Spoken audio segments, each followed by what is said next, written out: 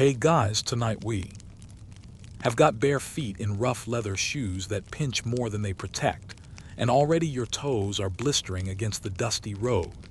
You clutch your bundle, a crust of bread wrapped in cloth, a wooden spoon, maybe a half-dried onion, and that's about it. There's no shiny horse waiting to carry you forward, no jingling purse of coins swinging from your belt.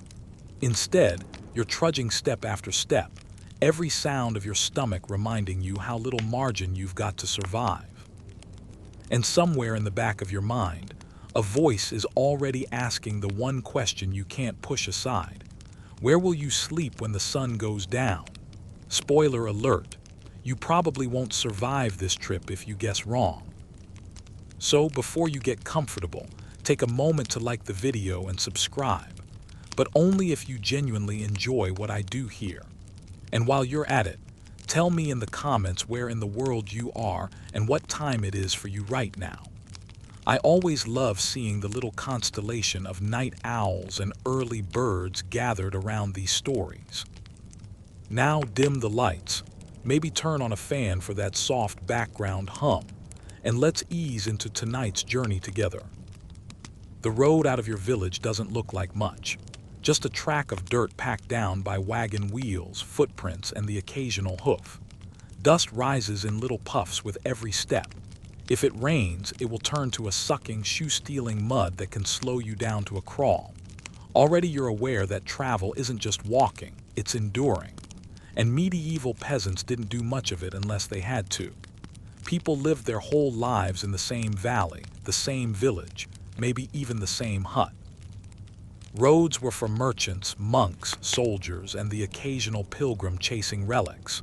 For you, a peasant, being out here means something has gone wrong, or at least changed. Maybe your lord sent you on an errand.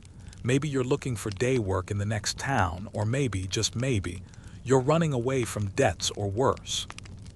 Historians still argue whether peasants traveled more often than we think.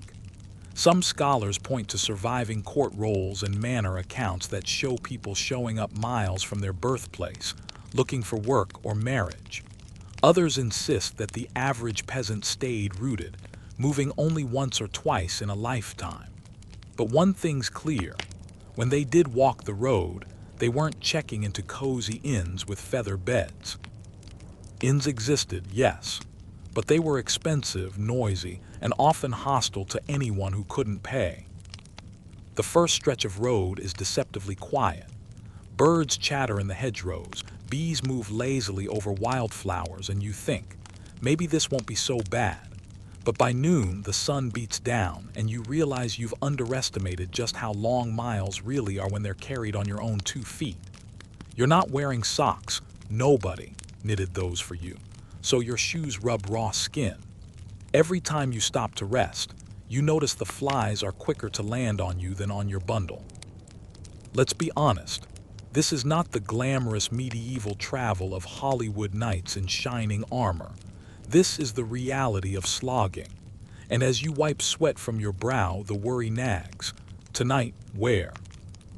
You pass the first sign of life beyond your village, a little roadside shrine. Just a carved stone cross, weather-stained, with a crude candle stub someone left behind. People whispered that these shrines marked places where bandits were hanged or where saints performed miracles. Tonight you'll look at it differently, not as a holy marker, but as a possible place to crouch under if the rain comes. Already you're cataloging every hollow, every cluster of trees, every half-fallen wall, like a squirrel scouting hiding places. By mid-afternoon, a group of travelers overtakes you. They're wealthier, you can tell by the jingling harness of their pack mule and the bright cloth of their tunics. You watch them disappear ahead, their laughter fatting. If you're honest, you resent them because you know they'll stop at the next tavern, order ale and meat, and stretch out in straw that doesn't smell too bad. You meanwhile will be outside, nose pressed to the shutters like a stray dog. And here's the quirky bit. Peasants on the road often carried something called a scrip, a little cloth satchel. It wasn't for money, you don't have any. It was for scraps picked up along the way, herbs, crumbs, maybe a pinch of salt someone gave you. Think of it as the medieval version of a pocket snack stash. Some even tied charms or amulets inside, believing it might protect them from bandits or ghosts. You've got one too, hanging from your belt. It doesn't look like much, but it's your entire pantry, medicine cabinet, and lucky rabbit's foot rolled into one. By evening, the road dips into a stretch of woodland. Shadows lengthen fast, and the cheerful buzzing of insects turns into the eerie calls of owls. Every twig crack makes you jump. You're tired, hungry, and your blistered feet scream at every step. The thought of turning back crosses your mind, but back means shame, admitting failure to the people you left behind. Forward means fear, but also possibility. The sky darkens. You catch a whiff of wood smoke somewhere nearby and your heart leaps. Maybe a cottage. Maybe someone will let you stay by the hearth. But another thought intrudes. Maybe it's bandits. They too light fires. And in stories, bandits don't just take your bread, they take your life. Historians still debate how dangerous the medieval road actually was. Some argue that the fear of bandits was greater than the reality, while others point to grim court records of robberies and murders along well-traveled routes. Either way, your imagination supplies more horror than reality ever could. You shuffle off the road into the ditch and crouch among the brambles. The last rays of sun fade, replaced by the silvery glow of a rising moon. You're exhausted, but you don't dare sleep yet. This, right here, is the hardest part, the not knowing. Will you find shelter? Will you wake up tomorrow? Or will you end up as one of those nameless bodies buried at a crossroads, marked only by a wooden stake to keep your ghost from wandering? Somewhere in the distance, a wolf howls, and just like that, the night begins. The howl of the wolf fades, and you force your legs to keep moving, guided by the faint hope of light ahead. Your eyes catch a glimmer in the distance, the warm glow of fire through shutter cracks, voices rising and falling, a fiddle scraping out a tune. An inn, a tavern, the promise of a bench by the fire, maybe a bowl of pottage, maybe, if you're wildly lucky, straw that's at least dry. Your tired body lurches toward the sound like a moth toward flame. But the closer you get, the clearer the scene becomes. Laughter spilling out into the night, mugs slamming on tables, boots thumping in rhythm with the music.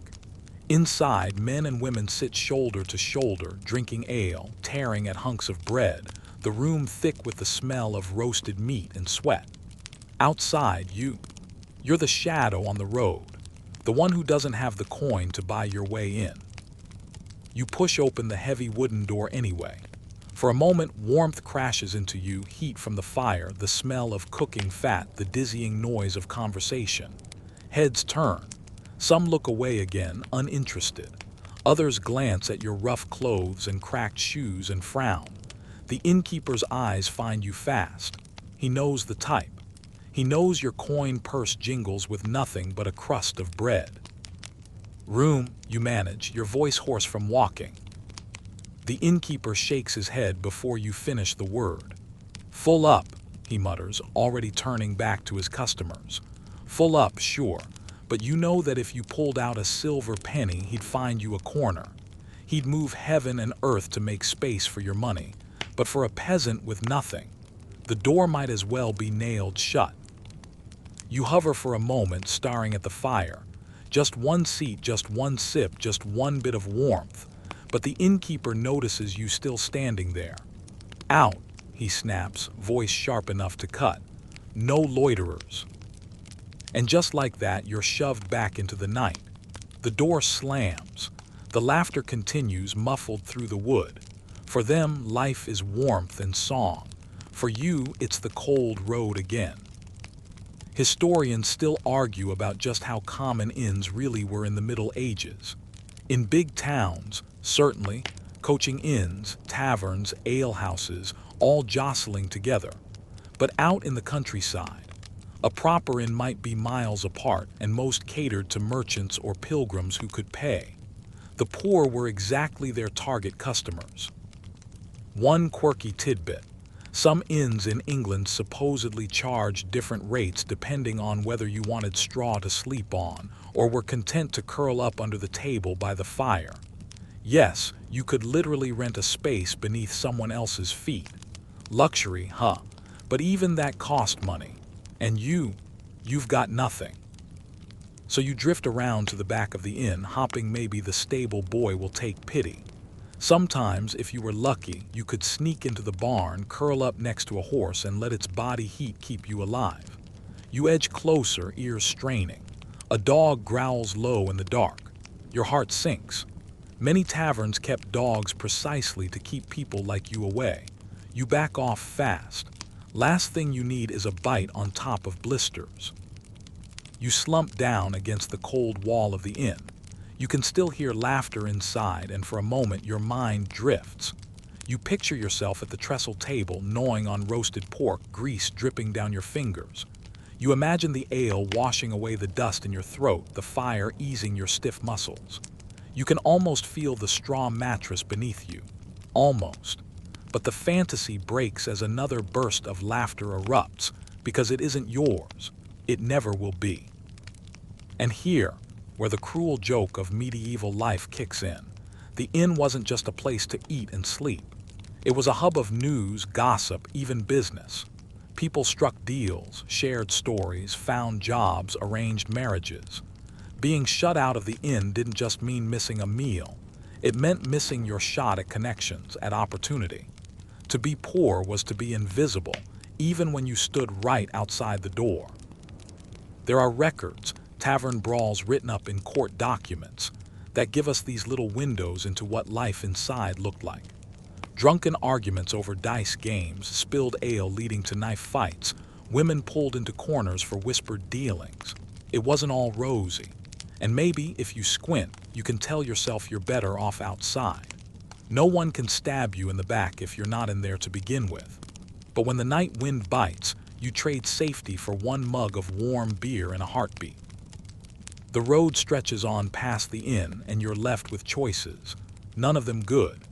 You could keep walking, but your legs tremble with exhaustion. You could sleep in the ditch, but that means dew-soaked clothes and the risk of being trampled by a wagon before dawn. Or you could try to find a sympathetic farmhouse and hope the farmer doesn't chase you off with a stick. A funny aside, there's a medieval proverb that says, "A closed mouth catches no flies." Basically, it means keep your head down, don't complain. Tonight, though, you're learning its flip side. A closed door catches no peasant. The inn is sealed against you, and there's nothing left but the dark road ahead.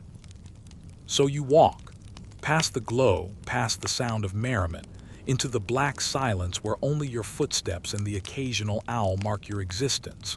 And as your stomach growls, you wonder what it must be like to live a life where travel does mean this. Where every night ends in a bed, where warmth and food aren't luxuries.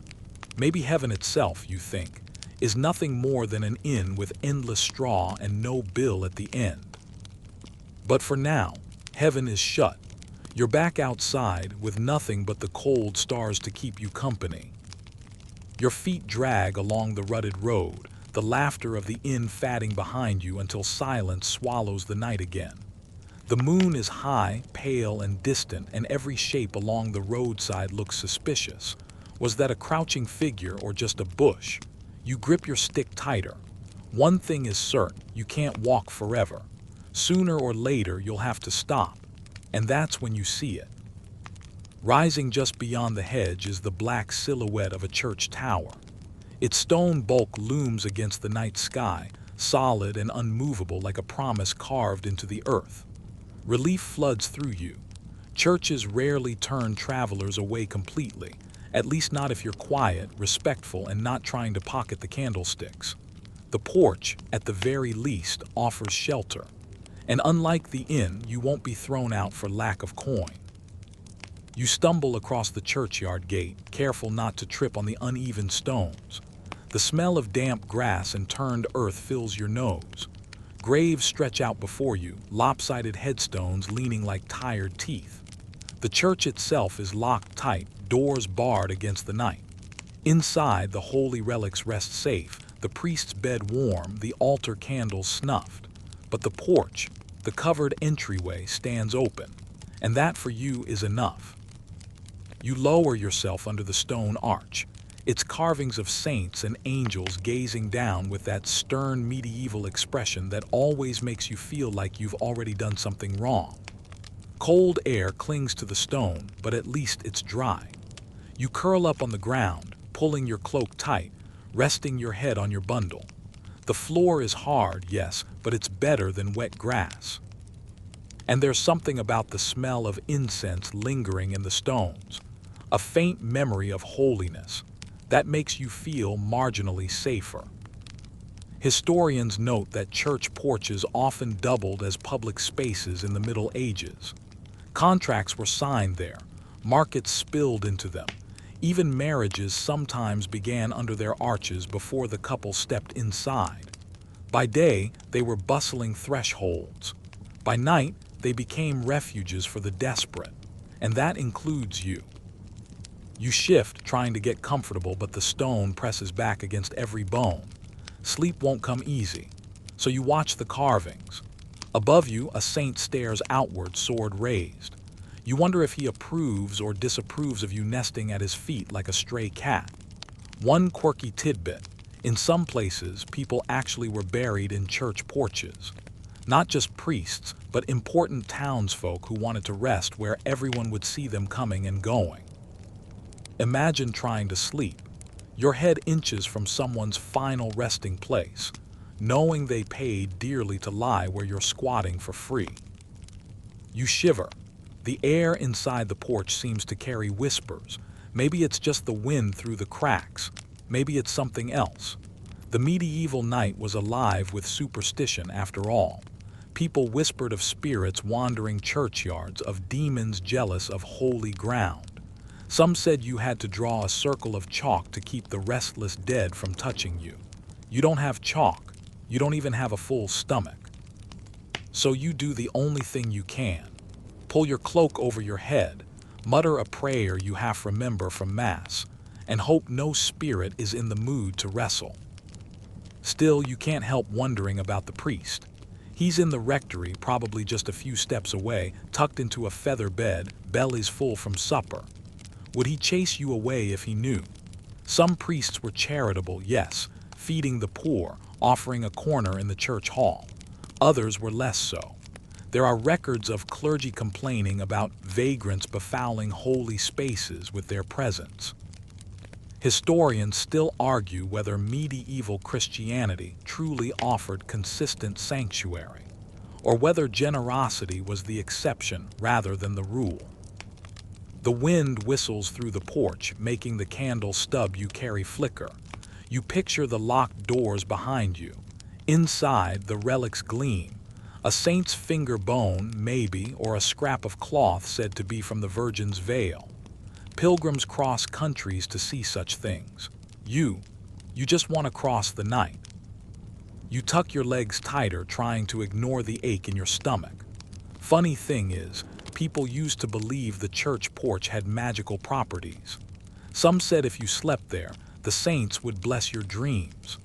Others swore the opposite, that witches gathered in porches after midnight, whispering curses and drawing charms on the stone. Right now, you'd almost welcome a witch if she brought a loaf of bread with her. The hours crawl. You doze again. At one point, you hear footsteps in the graveyard. Your heart hammers: a thief, a ghost, a fellow wanderer. You clutch your stick, holding your breath until the sound fades. Later, the bell tolls midnight. The sound is so loud it rattles your bones, though it's meant only to mark time, not to scare peasants hiding under porches. Morning doesn't so much arrive as slowly bleed into the sky. First the black fades to blue, then gray. A cock crows in some far-off yard. You sit up, bones stiff, cloak damp from the night air. Your back aches as if you've been beaten. But you survived.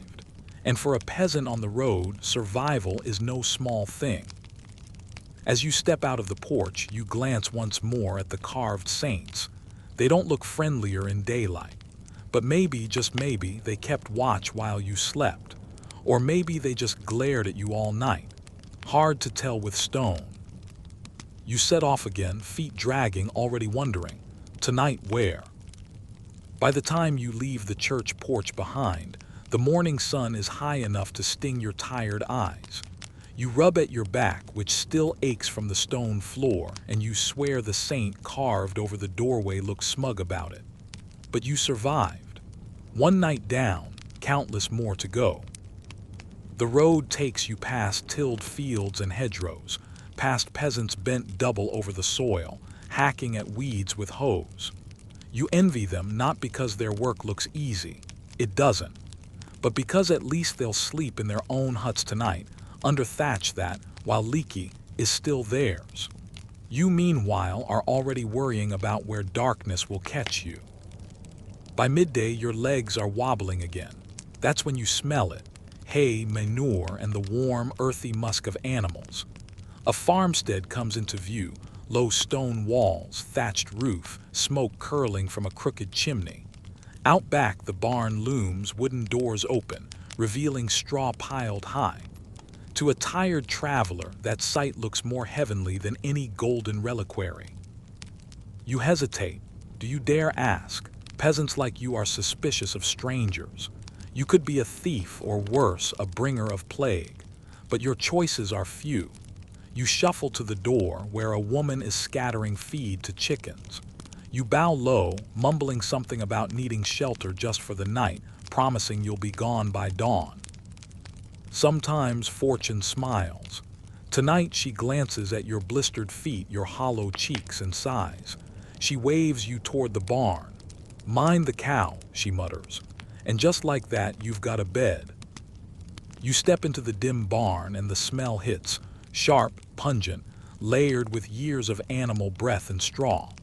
It's not pleasant at first, but after a while it's comforting, like a wool blanket with a history. The cows lift their heads, chewing slowly, eyes reflecting the torchlight with a lazy calm. You swear they look kinder than most innkeepers. You climb into the hay loft, burrowing into the straw until it scratches every part of your skin. It prickles, sure, but it also insulates. Within minutes, you feel warmth seeping back into your bones. One cow shifts below, its massive body radiating heat upward. You realize with something like gratitude that animals are nature's central heating system. Here's your mainstream fact. In medieval Europe, animals often shared space with humans, not just in barns, but sometimes in the very same living quarters. Poor families kept goats, pigs, or chickens under the same roof. The logic was simple: warmth and security. If your goat was inside, it couldn't be stolen, and its body heat added to the household temperature. Tonight, curled above the cows, you understand perfectly why they did it. The barn creaks as the wind brushes its beams. Somewhere in the straw, a mouse skitters. You lie awake, ears full of the steady rhythm of cow chewing, the occasional grunt of a pig. It's oddly soothing. Quirky tidbit: medieval people sometimes believed sleeping near animals warded off evil spirits. Not because the animals scared spirits away, but because the spirits found the smell too offensive. Tonight, you hope that superstition holds true. If demons don't like cow breath, you're in the safest hotel in Europe. Of course, there's a risk. Farmers didn't always trust wanderers. Many barns were locked tight at night, precisely to keep out folks like you. And if you were caught sneaking in without permission, you might find yourself beaten or hauled before the manor court. Historians still argue whether peasants were naturally charitable to strangers or instinctively suspicious. Some point to evidence of hospitality customs, others to endless complaints about sturdy beggars abusing goodwill. For now, you're on the lucky side of the debate. You shift in the straw, pulling a handful over your legs like a blanket. Bits of chaff stick to your face, up your sleeves, in your hair. You'll wake up itching, but that's a problem for tomorrow. Right now, you're warm for the first time in days. From outside, you hear the farmer's family singing a low song as they finish their supper. You imagine the firelight flickering on their faces, the smell of their stew rich and heavy. For a moment, jealousy grips you so tight it hurts. But then the cow below exhales, a deep, warm gust that steams in the cold air, and you remember. You're not starving, you're not freezing, and you're not alone. Not really. You drift into sleep, the barn cradling you in its wooden arms. Dreams come, half-formed images of walking into a golden hall where cows sit at trestle tables, eating bread and drinking ale while humans chew straw at their feet. You laugh in your dream, though you're not sure who has the better deal. Dawn filters through the slats, painting the barn in thin stripes of light. A rooster crows unnecessarily loud. Your eyes snap open, straw clinging to your face. The cows are already shifting, eager for morning milking. You clamber down, joints stiff but spirit oddly lighter. You survived another night. And better yet, you were warm. You slip away quietly, murmuring thanks to the farmer's wife if she catches your eye. She doesn't answer, just nods curtly, already busy with her chores. Hospitality for peasants was rarely lavish. It was survival passed forward. You've borrowed warmth from their barn, and now you give it back by moving on. The road stretches ahead again. Tonight will bring a new problem, a new hunt for shelter. But you'll remember this hay loft, this rare night where you weren't entirely at the mercy of the elements, and you'll carry that memory like a talisman. Because out here, sometimes the only kindness you'll ever know comes with 4 legs, horns, and a smell strong enough to chase spirits away. The road winds on, and by late afternoon your legs are jelly again. The sun hangs low, throwing long shadows that stretch across the hedgerows. You glance left and right, but no inn looms on the horizon, no church tower breaks the skyline, no farmstead smoke curls into the sky. Just trees, dark, tangled, whispering trees. You hesitate at the edge of the woodland. Everyone knows forests are dangerous places. Wolves hunt in packs. Bandits lurk behind trunks. Spirits, at least according to every fireside tale you've ever heard, slip through the branches, waiting to snatch up wanderers. But everyone also knows forests offer shelter when nothing else does. And tonight, unless you plan to collapse in the middle of the road and let the first wagon roll over you, the forest is your only choice. You step beneath the canopy and the world changes. The air cools instantly, heavy with damp earth and resin. The light dims, mottled by leaves. Every sound magnifies, the snap of a twig, the caw of a crow, the rustle of something unseen in the underbrush. You swallow hard, but you keep moving. You've survived the stone porch and the barn, maybe the woods will be kinder. When the path disappears, you start looking for a spot to settle. Somewhere dry, hidden, not too close to animal trails. You find a hollow where a fallen tree leans against another, forming a crude shelter. It's not much, but it's something. You gather branches, piling them around the gap to block the wind. Then you scrape leaves into a mound, trying to make a bed. The leaves crunch, damp and sharp against your fingers, but when you spread your cloak over them, they form a cushion. Primitive, but better than mud. This is where the medieval peasant's survival instincts kick in. No one taught you camping techniques. You learned by watching animals and copying them. Quirky tidbit: medieval people sometimes called hedgehogs the wise sleepers because they curled into leaves and made themselves a warm nest. Tonight, you're basically a very tall, very nervous hedgehog. You think about fire. Fire would keep you warm, keep the wolves at bay. But fire also gives away your position. If bandits are near, the smoke and glow might draw them like moths.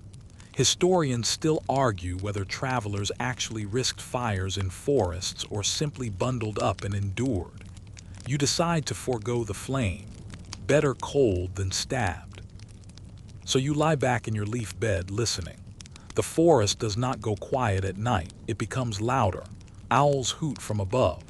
Foxes scream, a sound so sharp and eerie you swear it's a banshee. Every twig snap makes your heart leap. You grip your stick tightly, telling yourself you could fend off a wolf if it came. But deep down, you know you wouldn't last a minute against hungry teeth. Still, there's beauty here too.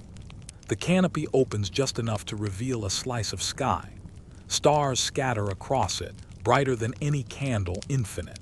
You think of stories you've heard about constellations, hunters, bears, ships.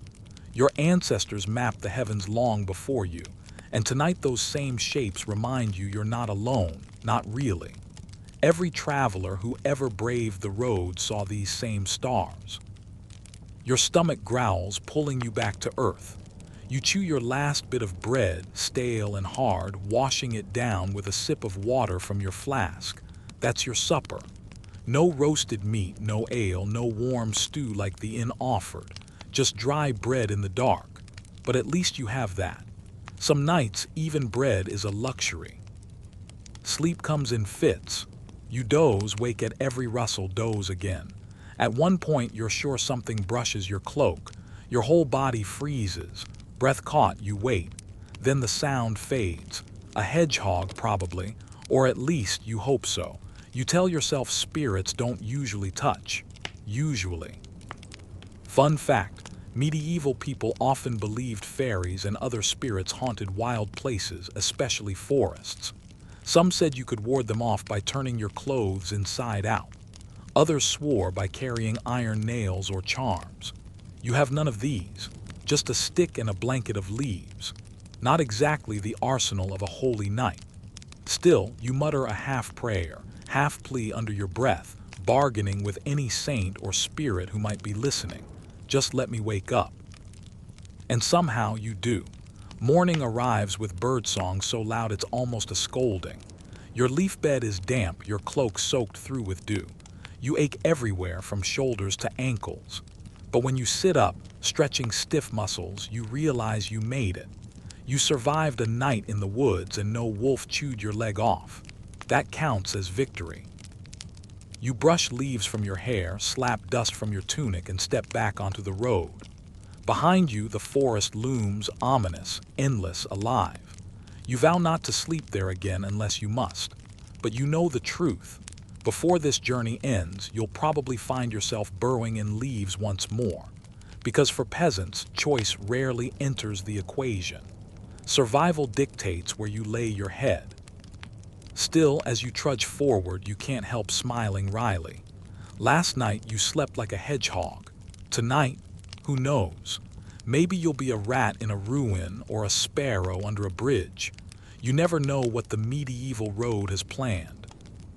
The forest falls away behind you, and the road widens once more, its ruts deep enough to trip the unwary. Your body aches from the damp leaf bed, your stomach still protests, and your eyelids feel weighed down with lead. But you walk on because that's what the poor on the road always did, one step after another, with no guarantee of comfort ahead. By late afternoon, the sky turns bruised with clouds, the air heavy with the smell of rain. You know what that means. Wet clothes, wet road, wet everything. Your last crumb of bread won't taste better soaked, and your spirit won't hold up long if you spend another night lying in puddles. So you scan the horizon desperately, eyes searching for anything, that might keep the rain off your back. That's when you see the bridge. It's not grand, not the kind that makes bards sing. Just a squat stone arch spanning a trickle of river, its mossy walls bulging outward like a man's belly after too much ale. But to you, it looks like salvation. The rain begins to fall in fat, cold drops just as you duck beneath its curve, pressed tight against the wall. The sound of water slapping the stones echoes around you, but the ground beneath is dry. For now. You lower yourself to the dirt, pulling your cloak close, and exhale. The bridge might not be much, but it's better than nothing. In fact, travelers have been sheltering under bridges since bridges existed. They were free, unguarded, and offered at least 3 walls against the elements. Of course, they also came with hazards. Rats scuttle past your feet, their slick bodies disappearing into cracks. You wrinkle your nose. They've lived here longer than you, and they don't look happy to share. A drop of water falls from the arch and splashes onto your cheek. You glance up nervously. Bridges were often rumored to be haunted places in medieval folklore, thresholds between safety and danger, the known and the unknown. Quirky tidbit. In parts of Europe, people once believed trolls lived under bridges, waiting to snatch anyone foolish enough to pass without an offering. Tonight, as you curl into your cloak, you hope no troll fancies peasant stew. The rain pours harder, the river swelling beneath your feet. You can't shake the thought that if it floods, you'll be swept away in your sleep. Historians still argue how much flooding impacted travel in the Middle Ages. Some suggest seasonal rains made certain roads impassable for weeks, while others point out that determined peasants simply slogged through anyway. You're beginning to think the scholars who stayed home and wrote those theories never tried actually living it. Eventually, the storm passes, but you're too wet and weary to move on. You decide to stay put for the night. It's not comfortable stones digging into your back, the constant drip, drip, drip of water, but it's a roof. That counts for something. You close your eyes, listening to the frogs croaking by the riverbank, and drift into a shallow, broken sleep. When morning comes, the world smells of wet earth and fresh growth. You stretch stiff limbs and climb back onto the road, grateful you weren't drowned, robbed, or eaten. Not the best night, but not the worst either. Later, as the day wears on, another kind of shelter catches your eye, a ruin. A tumble of stone walls, all that's left of some old manor or watchtower, its windows blank and gaping. You step cautiously inside, feet crunching on debris. Vines curl through the cracks, birds flutter out from the rafters, startled by your presence. It's eerie, yes, but the walls break the wind and the roof. What remains of it keeps most of the drizzle off. You find a corner, pile your bundle as a pillow, and sink down. The silence is thick, broken only by the distant caw of crows. For a moment, you almost feel safe. But ruins carry stories. Locals whisper about curses lingering in the stones, about spirits of those who died defending the place. You think of the tales told in your village, knights who haunt broken towers, ladies in white who wail through the night.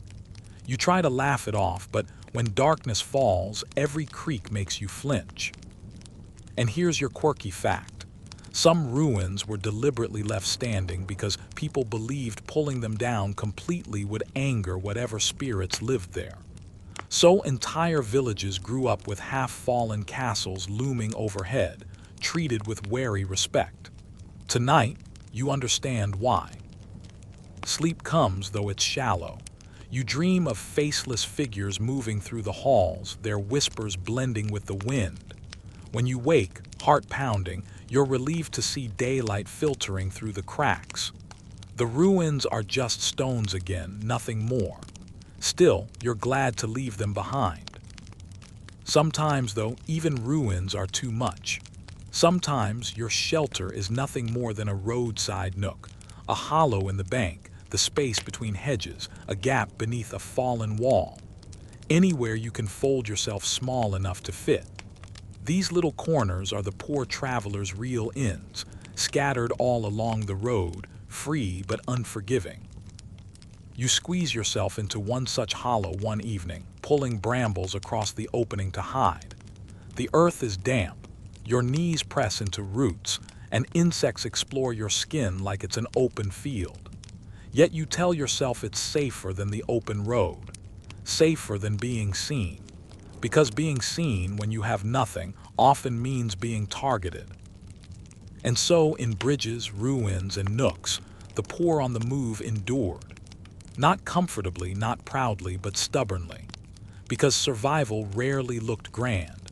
It looked like squeezing into cracks, curling under arches, and pretending the damp stone at your back was a wall of your own choosing. Morning comes again. You rise, brush dirt from your tunic, and step back onto the road. Tired, hungry, and unwashed, yes, but alive, always alive. And that's the only kind of victory peasants ever really claimed on the road. Your feet drag as the sun sets, the mud of the road sucking greedily at your worn shoes. You're weary of bridges dripping on your head, weary of ruined walls whispering ghost stories into your dreams. Tonight, you crave something softer, something warm, something, dare you even hope for it, comfortable. And then the smell hits you: hay, horse sweat, and manure. You crest a small hill and spot the outline of a barn. It's big, bulky, and square, its timbered sides dark against the fading light. Your pulse quickens. Barns are a traveler's jackpot, at least for the desperate poor. Not because they were meant for you, mind. Farmers rarely threw their doors open for ragged wanderers, but because they offered space, straw, and shelter if you were bold, or sneaky, enough to slip inside. You creep closer, ears straining for voices. There's the low shuffle of cattle inside, the clink of a chain, but no human sound. Perfect. You push at the heavy door, wincing as it groans. The smell slaps you full in the face, rich, earthy, pungent. But after days of wet cloaks and muddy ground, it's heavenly. You duck inside. The gloom is alive with movement. Horses shift in their stalls, cows huff warm breath, a cat's eyes gleam from a beam overhead. You press a finger to your lips as if to quiet them, tiptoe across the packed earth floor and find what you were hopping for, a hayloft ladder. Up you climb, careful not to creak, and fling yourself into a mound of straw. It's prickly, yes, and you'll be itching in places you didn't even know you had by morning, but it's dry, blessedly dry. And dare you admit it, it's almost cozy. The hay cradles you, the animal's body heat drifts upward, and the constant chewing, shuffling, and lowing below is a lullaby of sorts. Forget haunted ruins. This feels alive. You're not the first to think so. For centuries, barns and stables were unofficial hostels for the road-weary poor. Historians still argue whether peasants regularly bargained for space in such buildings, offering a coin or a bit of labor, or whether most simply snuck in when no one was looking. You can imagine both. Some nights the farmer might pity you and say yes. Other nights the farmer might chase you off with a pitchfork. Tonight, you risk the latter because sleep matters more. A quirky tidbit: medieval people genuinely believed that sleeping near animals was healthier in winter, because their warmth could keep illness at bay. Some towns even encouraged the poor to huddle in cattle sheds during harsh freezes. Of course, the animals probably weren't thrilled about that arrangement, but nobody asked the cows. The downside: animals don't exactly keep quiet. All night the barn creaks and groans. Horses stamp their hooves. A rooster, confused about the hour, lets out an early crow that jerks you from half dreams. And the fleas, oh the fleas. Within minutes they've launched a full-scale invasion, and you itch like a sinner in purgatory. You scratch, mutter, and roll, but in the end you stay because the alternative is the cold road. At one point, footsteps crunch outside. You freeze, hardly daring to breathe. The barn door creaks open and a lantern beam sweeps the interior. Your heart gallops like the horses below. Will they climb the ladder and find you? Will they throw you out into the rain? But after a moment the farmer mutters, "Nothing," and the door shuts again. You exhale shakily, grateful your hay burrow hid you well enough. By dawn, you're stiff, itchy, and smelling like you've wrestled a goat. But you're also rested, in a way you haven't been for days. You climb down carefully, avoiding a suspicious-looking chicken, and slip out before the farmer returns. On another night, your luck holds differently. A stable, not a barn. This time you creep into a roadside inn's outbuilding, wedging yourself between a mule and a goat. The inn's warm beds are for the paying customers, but out here, you're one of the shadow people. The animals grunt in annoyance, but they don't bite. You curl into the straw, grateful. It's not glamorous, but then nothing on this journey is. And sometimes, if you're very fortunate, a hayloft isn't just hiding, it's kindness. A farmer's daughter, pity in her eyes, might quietly leave the loft ladder down for you, pretending not to notice the extra lump in the straw come morning. Such small mercies are what keep you going. You rise with the sun once more, straw clinging to your tunic, itching but alive. Barns, stables, haylofts, they're not inns, but for the poor, they're better than the road. Every prick of straw, every cluck of a chicken, every cow breath warm against your back is proof you've survived one more night. And survival, after all, is the only measure that matters. Your skin still carries the straw's prickly reminder from last night's hayloft, and your cloak smells suspiciously like goat. You trudge onward, dreaming of something, anything, softer and less vermin-infested. That's when you hear it, the low toll of a bell drifting across the fields. You follow the sound, and soon a roofline rises against the morning haze. Stone walls, arched windows, and a squat tower topped with a cross. A monastery. You breathe out, half with relief, half with nerves. For centuries, monasteries were the closest thing medieval Europe had to a welfare system. They didn't just pray and copy books. They fed the poor, tended the sick, and sometimes, if the abbot was in a generous mood, gave a wanderer a bed. The Latin word hospitalitas, hospitality, wasn't just a nicety, it was a duty. Of course, that didn't mean you could just waltz in. You shuffle to the heavy gate and pull the rope. A bell clangs overhead, and soon a hooded figure peers through a grill. You lower your head and mumble your traveler's request. Bread, water, maybe a place to rest. The monk studies you, eyes unreadable, then vanishes. Minutes pass before the door creaks open and you're ushered inside. The air shifts instantly. Outside, mud, chill, and hunger. Inside, beeswax candles, the faint tang of incense, the soft shuffle of sandaled feet. Your stomach growls as you pass the kitchen. And then you see it, rows of pallet beds in a side hall, each covered in rough wool blankets. Charity beds. For tonight, you're lucky. They let you stay. You collapse onto the straw-stuffed mattress, the first real cushion you've touched in weeks. Sure, it smells faintly of mildew, and you're sharing the hall with 3 coughing beggars and a snoring pilgrim, but it's dry. And for once, you won't wake up with hooves beside your head. Here's the historical fact to anchor you. Monasteries across Europe kept xenodakia, guest houses specifically for travelers, pilgrims, and the destitute. They were a lifeline for the road-weary poor, though space was always limited. Some were little more than barns with a crucifix nailed to the wall. Others were elaborate complexes, with warm meals and actual doctors on hand. Historians still argue whether this generosity was driven more by Christian charity or by a desire to boost the monastery's prestige. A quirky tidbit: monks were supposed to eat sparingly, but visitors were sometimes given better meals than the brothers themselves. Imagine that, Brother Thomas, fasting grimly on lentils, watching you, a ragged traveler, chew happily on a chunk of monastery cheese. No wonder he looks grumpy. Not every attempt went so smoothly, of course. Sometimes you'd bang on the gate and be turned away, too many mouths already inside, or suspicion that you carried lice, plague, or just bad intentions.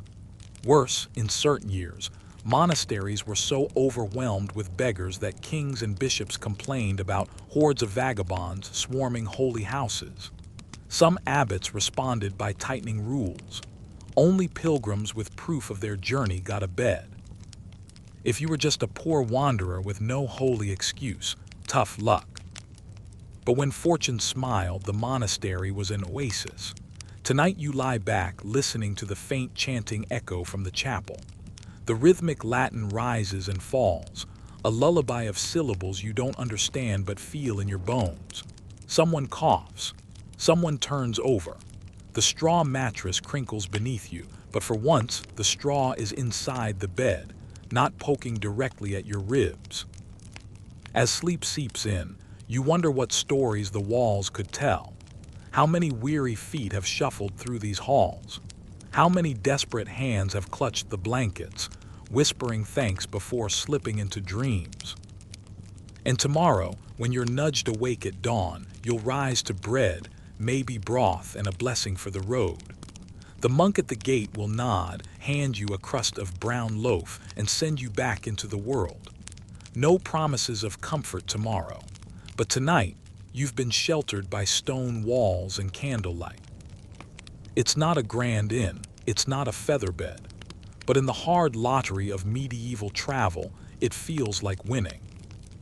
The monastery door closes behind you with a solid thud, and the road opens wide again. For a while you walk lighter. Last night's sleep was better than most, but soon fatigue creeps back, and so does hunger. You've gnawed the last of the monk's brown bread, and the thought of another cold, wet night out in the fields makes your shoulders sag. That's when you spot it, a thatched roof in the distance, smoke curling from its chimney. A cottage, a family home. You hesitate, nerves fluttering. Do you dare? You're no paying guest, no noble pilgrim with relic badges pinned proudly to your hat. You're just you, a poor wanderer, but desperation has a way of making decisions. You step off the road, trudge across the rutted yard, and raise your hand to knock. The sound echoes dull against the wooden planks. For a long moment, nothing. Then the door creaks open and a woman peers out, flour dust streaked across her cheek. Her eyes dart up and down, weighing you like a butcher eyes a cut of meat. Please, you manage. Just a corner by the fire. Now here's the gamble. Sometimes kindness spills out as naturally as milk. She might nod, usher you inside, and gesture to the hearth where the fire pops and crackles. Maybe she ladles you a thin broth, maybe even breaks bread with you. You sit humbly on the dirt floor, trying not to stare too greedily at the rough wooden table or the bedstead piled with wool blankets. Hospitality is a dangerous currency in the Middle Ages, precious, scarce, but sometimes offered freely. But other times, suspicion wins. The door might slam in your face before you've finished your plea. Peasants didn't have much to spare, and mouths were already many inside a single cottage. Why risk feeding an unknown wanderer who might steal or worse, bring pestilence inside? After all, news spread fast of vagabonds robbing, cheating, even murdering their hosts. Generosity was saintly, yes, but survival was practical. Still, enough doors opened that the phrase guessed right carried some real weight. It wasn't law exactly, but a shared understanding. If you let someone into your home, you gave them shelter under your roof, and in return they behaved. Woe to the traveler who broke that trust. Stories abound of hosts chasing offenders into the night with pitchforks or worse. Here, your grounding fact. By the late Middle Ages, English law and church sermons alike urged charity toward the poor, especially travelers. But charity could mean as little as a scrap of bread or as much as a bed of straw by the hearth. Historians still argue whether genuine compassion drove this, or whether social pressure and fear of damnation did most of the work. After all, every villager had heard Matthew 25. I was a stranger, and ye took me in, and nobody wanted to face eternal fire for slamming the door too quickly. And now for a little quirky tidbit. In some regions, travelers would carry a small wooden token carved with a saint's image. It wasn't quite a passport, but flashing St. James at the door might remind a nervous host that you were a pilgrim, not a thief. Think of it as medieval brand marketing. Don't worry, I'm endorsed by the saint of travelers. Tonight in our story, luck leans your way. The flour-dusted woman sighs, mutters something about Christ's mercy, and waves you in. You duck through the low doorframe, the smell of smoke and stewing cabbage wrapping around you like a blanket. The room is cramped, a single smoky hall with chickens roosting under the bench and a baby squalling in the corner. Her husband sits by the fire, sharpening a sickle, eyes narrowing at you. You nod quickly, hands visible, showing you mean no harm. They don't give you much. Just a clay bowl of pottage and a place near the embers, but compared to freezing outside, it's heavenly. You sip slowly, savoring every pea and oat, even as the smoke stings your eyes. The children giggle, staring at your ragged cloak, whispering guesses about where you came from. You lean back, letting warmth seep into your bones, all the while acutely aware this is borrowed space, borrowed mercy. When you finally drift into sleep, it's curled against the hearthstone, the fire painting your face in flickering gold. Behind you, the family squeezes together on their bedstead. Their charity cost them comfort, but for tonight, it saved you. You'll leave at dawn, of course. No guest lingers too long, not when hospitality balances so delicately between kindness and suspicion. But the memory of that small fire, that shared bowl, will follow you down the road. A reminder that sometimes, survival depends on the thin thread of a stranger's mercy. And sometimes, when you're lucky, that thread holds. The dawn comes pale and reluctant, and you slip out of the peasant's cottage before the rooster finishes crowing. Gratitude clings to you like smoke, last night's fire warmth still in your bones, but so does unease. You've been reminded that kindness is never guaranteed, and as you tread back to the rutted track, you know all too well, not every soul on the road welcomes company. The dirt path stretches long, hemmed in by hedges slick with dew. It would be easy to think you're alone out here, but the road hums with hidden life. In the rustle of the bushes, in the sudden scatter of a crow, in the faint scuff of boots on earth behind you, someone somewhere is always moving. And not all of them wish you well. The Middle Ages had their villains just as your modern streets do. Only here, it isn't car theft or identity scams. It's blades, cudgels, and the quick snatch of a coin purse. Bandits, outlaws, sturdy beggars. The legal term itself drips with suspicion, lurked along woodland stretches and narrow passes. Think of it as the medieval equivalent of a dark alley at midnight. Except here, no street lamps, no police patrols, just you and the uncertainty of the shadows. Your eyes dart left and right. Are those just branches swaying or figures moving? You quicken your pace, though your stomach growls and your legs ache. Every traveler knew the trick. Walk steady, look purposeful, and never show how empty your purse really is. Here's the hard fact. Medieval roads in Europe were notoriously unsafe, so much so that royal proclamations frequently threatened hanging without mercy for highwaymen. Yet historians still argue whether the danger was constant or exaggerated by clerics and chroniclers eager to preach fear. Some villages were indeed plagued by notorious gangs. Others merely traded ghost stories about robbers in the woods to explain away missing sheep or cousins who never returned. Still, stories linger because something made them stick. Take the quirky tidbit of the so-called Greenwood Men.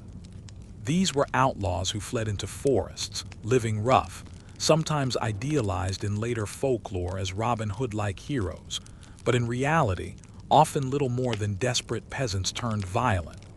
They might ambush you, strip you of cloak and shoes, and leave you barefoot in the mud, a humiliating fate when every stitch of cloth was hard-won. And then there's the darker possibility. It isn't strangers who pose danger. Sometimes, it's the very people who offer you shelter.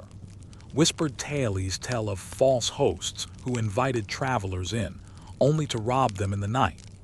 Digging pits by doorways, setting snares, even doozing a guest's ale. These weren't common, thank heavens, but they were feared enough to fuel sermons about choosing lodgings wisely. You tonight feel the weight of that fear. The sun dips lower, shadows lengthen, and the road narrows into a thicketed stretch where the air feels heavy. A figure steps out, broad, hooded, blocking the path. Behind him, another. Your heart thuds. "What have you got, traveler?" You stammer, hands up, showing the emptiness of your pouch. The bandit laughs, a dry, humorless sound. He could strike you down just for sport. But maybe, luck again, he decides you're not worth the effort. With a shove, he lets you pass, though not before tugging your hood and muttering a threat that chills your spine. Your knees nearly buckle once you're clear, but you keep walking, always walking. You've survived another kind of night, one not marked by cold or hunger, but by the reminder that trust is as fragile as the fire you begged for in strangers' homes. When you finally reach an open field and spot a distant chapel spire, your lungs ease. But the road's lesson lingers. Not every danger sleeps in the woods. Sometimes it's awake, waiting, eyes fixed on you. And if you survive long enough, you learn to sense it. The way silence sharpens before trouble, the way your gut clenches when danger draws near. It's not paranoia, it's survival.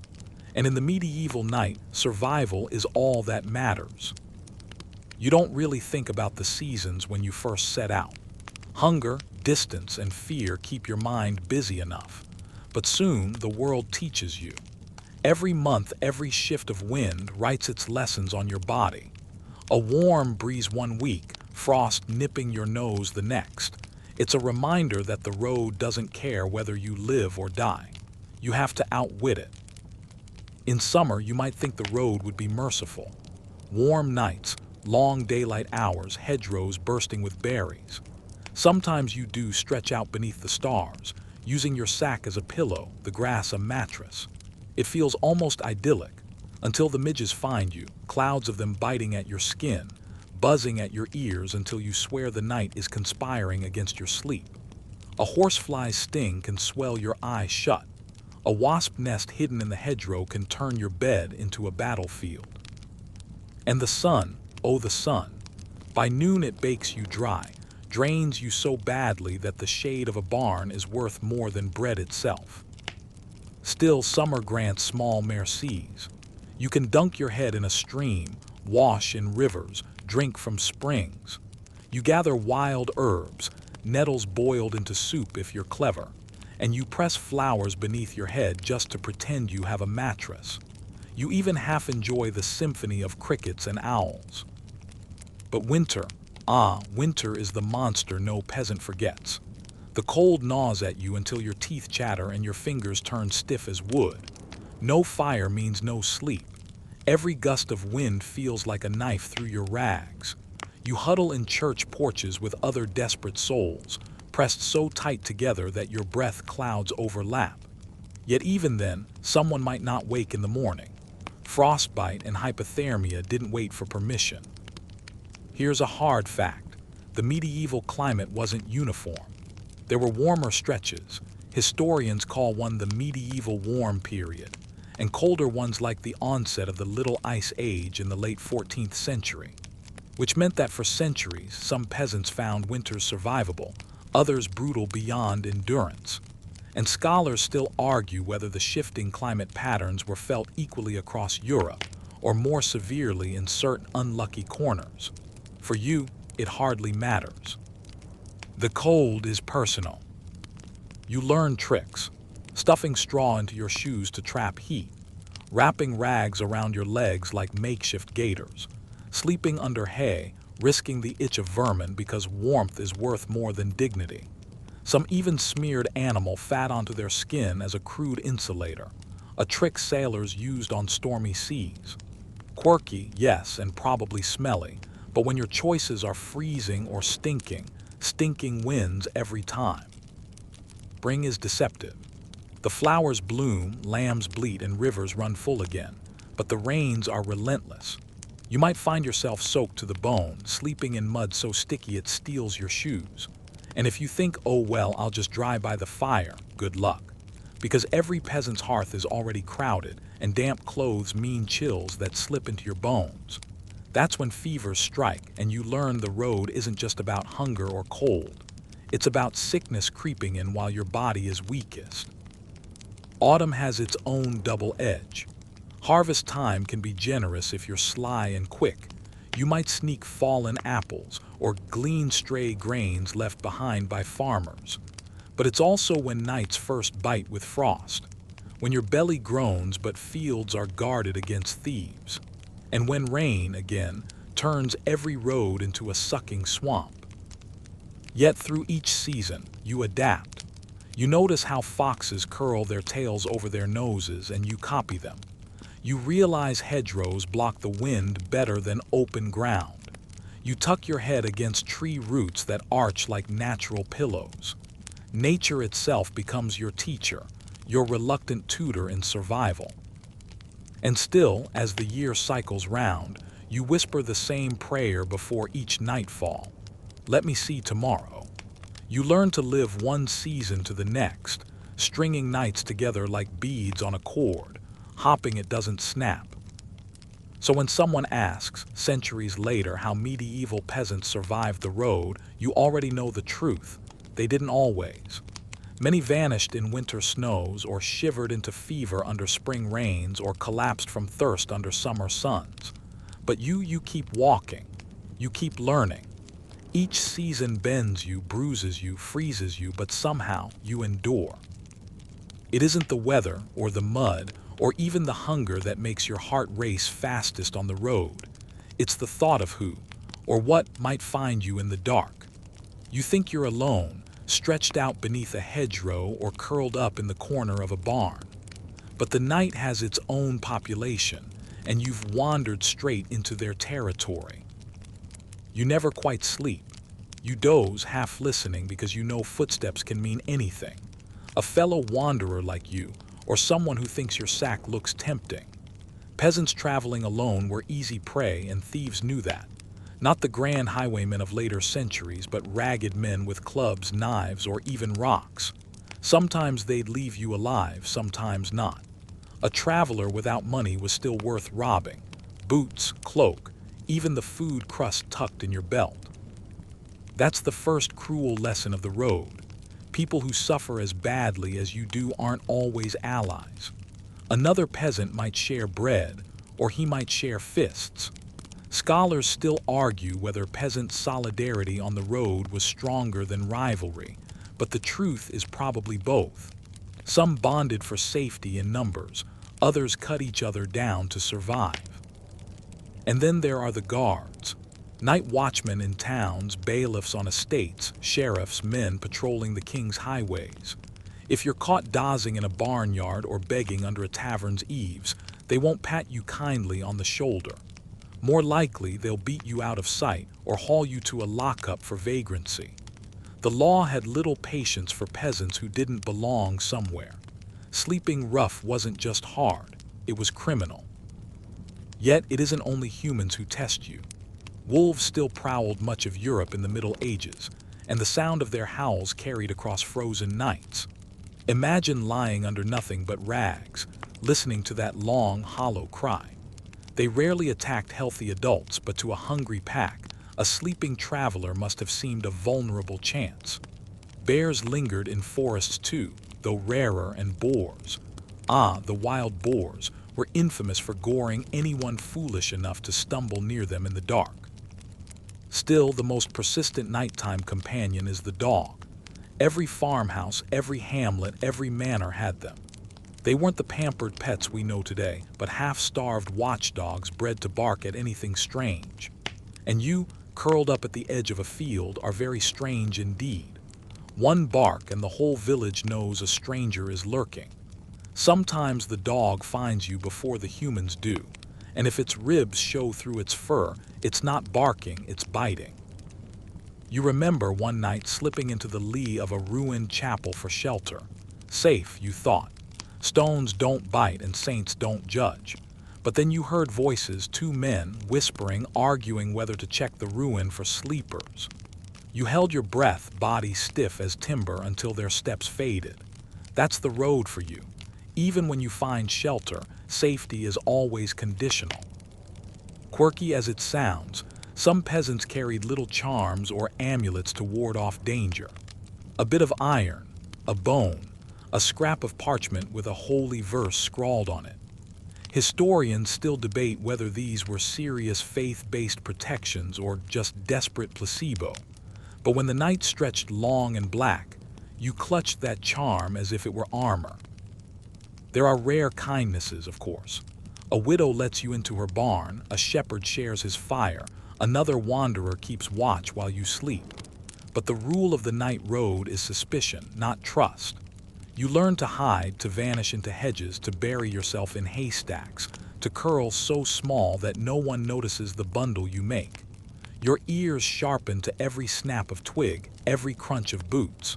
You sleep with one eye open, literally. And yet, despite the fear, there's something almost intoxicating about surviving the night. When dawn finally stains the horizon, and you realize you've lived another round against thieves, wolves, bailiffs, and the cold, you feel almost invincible. Almost. Because you know the next night waits with its own company. The road is hard enough when it's only mud and hunger you battle, but the law itself has a way of turning every step heavier.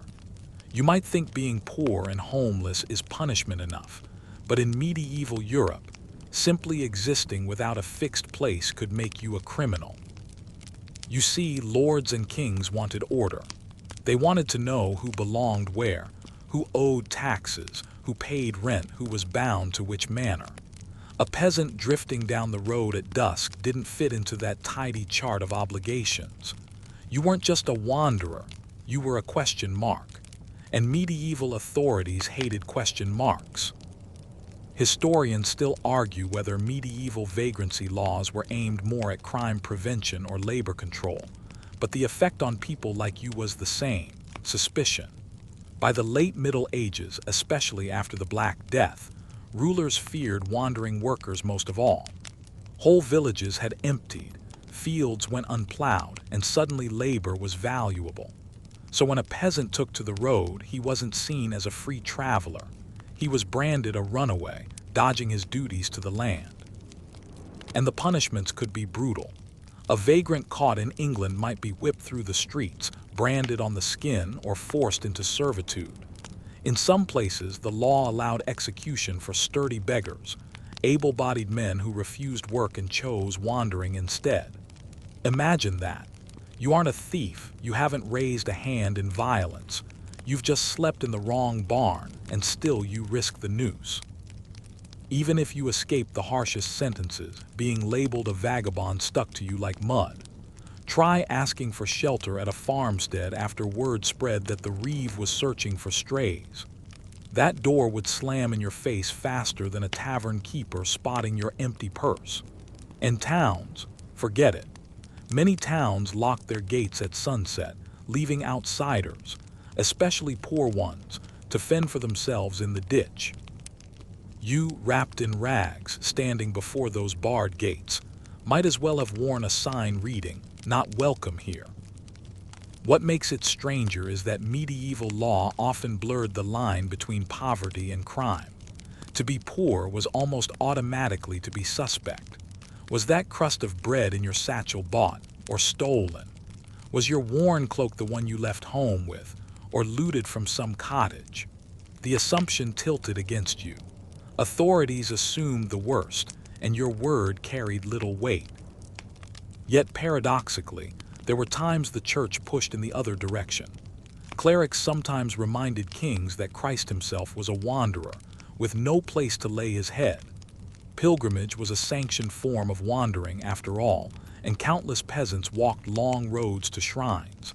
A pilgrim staff and badge might shield you from being branded a vagrant. At least, that was the hope. In reality, plenty of sheriffs squinted at your badge and saw only another excuse. Quirky as it may sound, there were even medieval rules about where beggars were allowed to beg. Some towns issued licenses. Imagine that. You need official permission just to hold out your hand for alms. Without it, your plea for help made you a lawbreaker. The absurdity doesn't escape you. You're not starving because you want to, but because life left you no choice, and still, parchment papers dictate whether your hunger is legal. One evening you risk approaching a manor, thinking perhaps the steward will let you sleep near the stables. Instead, the steward sneers, citing the Lord's law, no wanderers after dusk. He drives you off with a stick as if you were a stray dog. And you realize, the law isn't written to protect you. It's written to protect everyone else from you. Still, the laws couldn't erase necessity. Wanderers kept wandering. They slipped through forests, across borders, along pilgrim paths, always one step ahead of sheriffs and reeves. The punishments hung heavy in the air, but hunger hung heavier still. You can't legislate the stomach into feeling full. By the fireless dark of another roadside night, you shake your head at the irony. You've broken no true crime, yet you must act like a fugitive. And tomorrow, when the road stretches out again, the shadow of the law stretches with it, dogging your steps as much as wolves or thieves. You're tired of being treated as a walking crime. The law, the lords, the locked gates, they're stacked against you. So how do you survive? You get creative. You learn the tricks that don't make it into the chronicles but lived on in whispers passed from one weary traveler to another. The first trick is camouflage, not with paint or branches, though you have seen outlaws smear themselves in mud to blend into hedges, but with identity. You don't admit to being just a poor peasant on the road. That's too risky. Instead, you claim to be a pilgrim, a scrap of scallop shell sewn onto your hat, a rough wooden staff in your hand, and suddenly you've got a story. You're on your way to Canterbury, Santiago, Rome, take your pick. Will everyone believe you? No. But the church taught charity toward pilgrims, and many a suspicious gatekeeper preferred not to risk turning away a holy traveler. Historians still argue whether most pilgrims were devout souls or simply peasants trying not to starve. But either way, the trick worked often enough to be worth the effort. Then there's the trick of invisibility, finding the places nobody bothers to look. A hayrick, for instance, is a traveler's friend. If you're lucky, the farmer doesn't notice you burrowed inside, curled against the itchy stalks. Even if he does, he might just mutter and let you be. But you know the risk. Rats already claim those spaces and fleas swarm like tiny armies. Still, a bite is better than frostbite. Food, too, calls for strategy. You can't beg at every doorway, so you time your approach. Mornings are best when ovens smell of bread and cooks are in generous moods. Offer a little gossip in return. Peasants love stories from the road. Sometimes you pretend you're delivering news. I passed a peddler who says there's sickness in the next shire. Is it true? Maybe, maybe not. But sharing news makes you sound less like a beggar, more like a messenger. And messages deserve a crust of bread, don't they? Other tricks involve company. Wandering alone is dangerous. 2 or 3 together can at least watch each other's backs, but groups draw suspicion. So clever travelers spread out. One lingers near the village green while another circles by the mill. At night, you regroup at a secret spot, pooling whatever scraps you've gained. The rich call it conspiracy. You call it supper. And let's not forget deception with props. Some wanderers carry a bundle of herbs tied at the belt. The claim: you're a healer, a wise man with remedies. Are you really? Well, you know how to boil nettles into a bitter soup and how to chew willow bark for pain. That's medicine enough when the alternative is nothing. People have been known to trade a bed of straw in exchange for a pouch of dried lavender, convinced it keeps away fever. A clever lie that smells good enough to be true. There are weirder tricks, too. Some travelers swore by walking only on church paths, claiming sanctuary by proximity.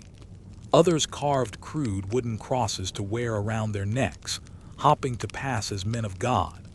One curious account even tells of peasants rubbing soot on their faces to look like returning crusaders, claiming scars of battle when in truth they were just scratches from hedgerows. Whether those tales are true or half legend, they reveal the same thing. You did what you had to, even if it meant acting the part of someone else entirely. Of course, not every trick works. Sometimes you're caught, called out, or mocked. But the habit of inventing, improvising, pretending, it keeps you alive. And on the road, survival is the only measure of success. By nightfall, as you curl under yet another hedge, you mutter a half-joke to yourself. Maybe I should start charging a fee for my performance: pilgrim, healer, messenger, crusader. All roles available, pay in bread. The stars blink above, indifferent, while your stomach growls. You grin despite yourself, because humor is its own trick, keeping despair at arm's length for just one more night. Your body aches, your legs burn, and your belly hasn't known a full meal in days. But you keep walking. That's the cruel truth of being poor on the medieval road. There's no destination waiting with open arms, no safe harbor guaranteed, only the endless rhythm of step after step. Each morning you wake stiff and sore from another bad night's rest, brush the dirt from your clothes and start again. And yet somehow you endure. Survival isn't about finding comfort. It's about stringing together enough tricks, kindnesses, and scraps to make it through to the next dusk. You remember the barns you crept into, the porches that gave you shelter, the ruined walls that kept the rain off. Each one becomes part of your mental map, a catalog of places where sleep didn't kill you. You meet others along the road. Some vanish after a few miles off to their own fates. Others linger, trudging in silence beside you. Bonds form quickly when the alternative is loneliness. A loaf of bread split 3 ways, a jug of weak ale passed around that becomes feasting. You share stories, some true, some invented, because stories keep your minds from sinking into despair. "Did you hear," one whispers, "that in France they're building a cathedral so tall it touches the clouds?" Another swears they saw a will-o'-the-wisp leading travelers astray near the marshes. You listen, nod, and add your own half-joke, half-truth. "Last night I slept in a hayloft with a cow. Best bedfellow I've ever had." But underneath the banter lies the reality. Travel for the poor is hardship without end. No matter how many tricks you learn, the road never softens. Historians still argue whether peasants really chose to wander or were forced by hunger, plague, or taxes. But the result is the same. You walk, because standing still would starve you. And so you press forward. The path stretches on, dusty in summer, muddy in winter, always uncertain. You don't know where you'll sleep tonight, but you know you will. Because you must. Because that's the only way peasants like you survive the road, by outlasting the night itself. And now let the road grow quiet. Imagine you're no longer trudging, no longer worrying about locked doors or empty coin purses. The stars above are softer tonight, not cold and sharp, but hazy and kind, as if they've been watching your struggle and have finally decided to take pity. You stretch out, not on frozen ground or prickling hay, but on something gentler, smoother, as if the earth itself has eased beneath you. The sounds of the night that once kept you awake, branches creaking, animals stirring, footsteps you feared might be thieves, fade into something calmer. Each sound blurs into the next, like waves on a shore, steady, predictable, safe. Your breathing matches that rhythm, slower, deeper, each inhale softer than the last. The endless road that felt so heavy, so long, begins to unwind in your mind's eye. It doesn't stretch out forever anymore. It curls back on itself, a circle, a loop, carrying you not away from home but back toward warmth. You're no longer wandering. You've arrived, even if you can't quite say where. And as you rest here, imagine the weight of the day slipping off like a heavy cloak.